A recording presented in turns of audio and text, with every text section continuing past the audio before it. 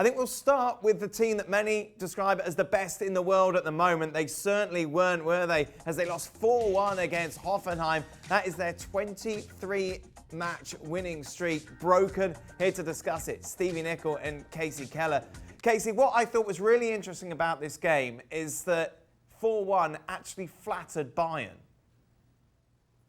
Yeah, no question.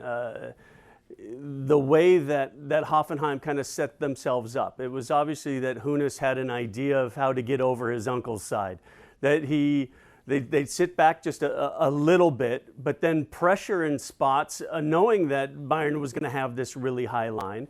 They knew they had the pace. They had the ability to get in behind at will in this match. Just few little long balls, couple little flicks, and before you knew it, the scoreline was where it really deserved to be. Neuer still made a couple big saves that he needed to make to keep him within the game, but then as it just progressed, Bayern had to throw more numbers forward, had to give more space in the back, and Hoffenheim just took advantage of it. Kramaric was phenomenal again, as he has been going back to the end of the last season, and they really made Bayern pay. It just seems to be that one move, Stevie, that just tore them all apart. Long ball flick on Bosch. Well, it seems simple, long ball flick on Bosch, but when you've got one team who are at it, who are concentrated and who can't wait to get into the fight, and obviously that's Hoffenheim, and you've got a Bayern side who clearly were thinking about the Super Cup medals they picked up during the week. It was just one of those days. Other than Neuer, everybody was pretty awful. Absolutely nothing. They got outplayed, they got outthought, outsmarted, outcoached.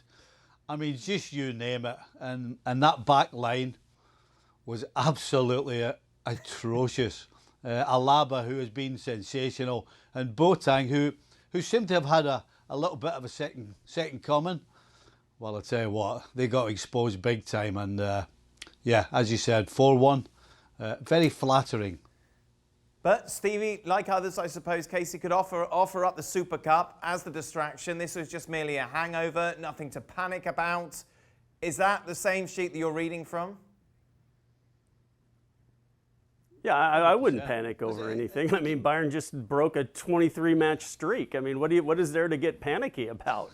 I mean, just go in and reboot a little bit and figure out that what's rule number one of any great side? You have to match the energy of the opponent that you're playing against. And then after that, let your skill, let your better players do the talking. Well, Hoffenheim had the more energy. Bayern wasn't there. Maybe there was a hangover from Wednesday. They made some changes. The changes didn't really help them a whole lot, and give Hoffenheim a ton of credit. Stevie, you disagree? No, I mean, listen, I actually watching this, it reminded me of Liverpool against Watford.